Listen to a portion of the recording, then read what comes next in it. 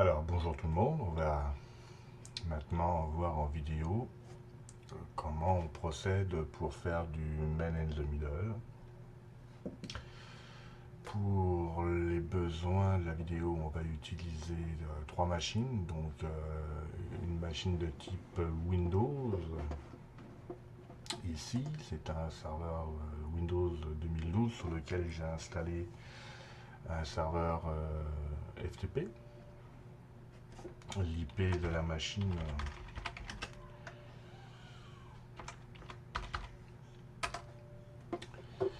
c'est 192.168.1.11. D'accord. Ensuite, on a la machine de type Kali Linux qui va être utilisée pour jouer le pirate. Et on est en ligne de commande sur mon Arch Linux. Donc ma machine physique, Arch Linux, qui elle va faire office de client pour se connecter au serveur FTP. Donc si je fais un FTP 192.168.1.11, on arrive bien, on rejoint bien le serveur FTP. J'ai mis un en-tête spécial pour justement par rapport à la vidéo. Donc on va pas se loguer.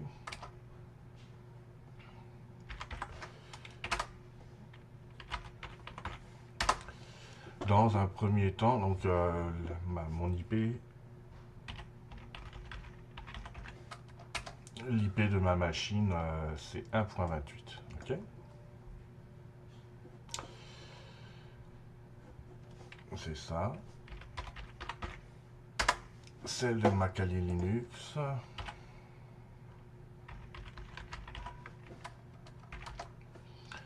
On est en 1.26. Ok, donc retenez ces adresses-là, puis vous allez comprendre quand je vais rentrer mes lignes de commande. Alors, dans un premier temps, la première chose qu'on va faire,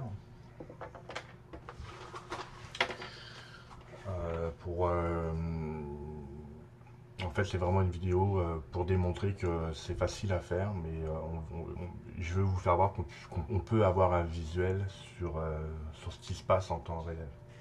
Pour ce faire, en fait, on va faire à partir de mon Arch Linux, on va faire un ping en continu en direction du serveur FTP, donc sur l'adresse .11.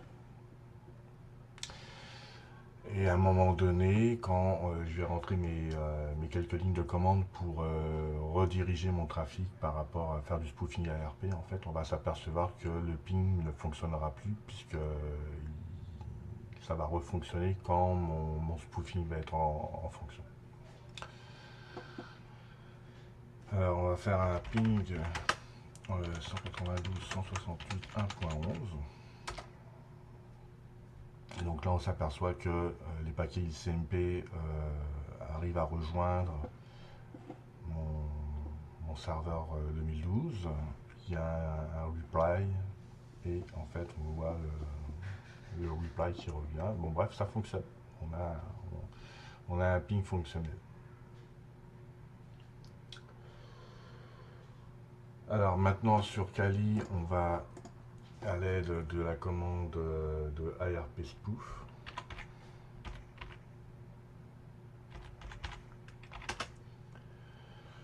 On va aller prendre la target, donc -T. Ça va être 192.168.1.11. Et on va rediriger tout ça vers ma 168, j'ai dit 1.28. Donc voilà. Donc là, on s'aperçoit que normalement,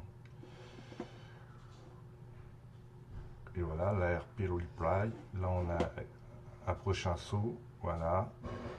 Ça continue. Ok, donc ça semble fonctionner. Parfait. On va ouvrir un autre terminal.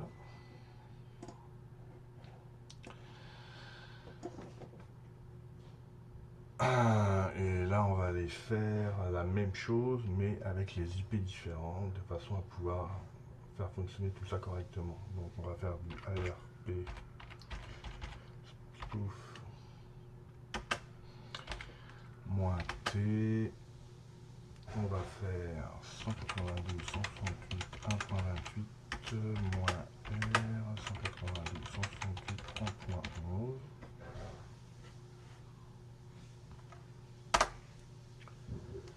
J'ai dû faire une erreur. Elle est où mon erreur?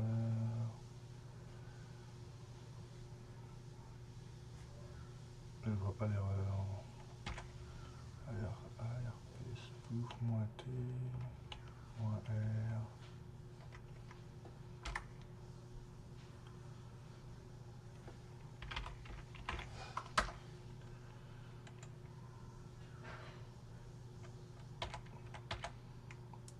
ARP spoof -T -R. Non, je sais pourquoi. Ah, il est là mon erreur. -R. Donc, voilà. Excusez-moi. Donc là, ça fonctionne. On va ouvrir un autre terminal. Et là, on va aller faire un écho. Donc, un écho 1. Non, pas lui, c'est lui. Et on va aller faire ça vers proc 6 net IPv4. Et là, on va mettre un IP. On va forwarder tout ça. Forward.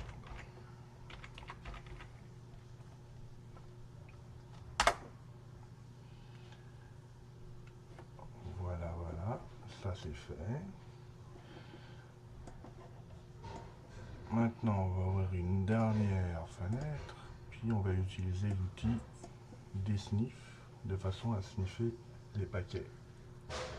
Donc, on envoie le dsniff. Donc, dsniff écoute sur l'interface ETH0. Si j'ouvre un nouvel onglet là-dessus, puis que je fais du FTP 192.168.1.11, en sachant que là je suis le client, donc je suis le monsieur qui essaie de se connecter sur le serveur FTP, que je connais les mots de passe, on est d'accord, donc je rentre les mots de passe. Ok, donc j'arrive, je suis bien connecté. On va faire un lien là-dessus, donc on va aller voir qu'il y a effectivement disponible un fichier que j'ai mis, un fichier de test en .txt. Ok, on a vu tout ça, on sait que c'est fonctionnel. Donc maintenant on va faire un exit, puis un bail pour se déconnecter.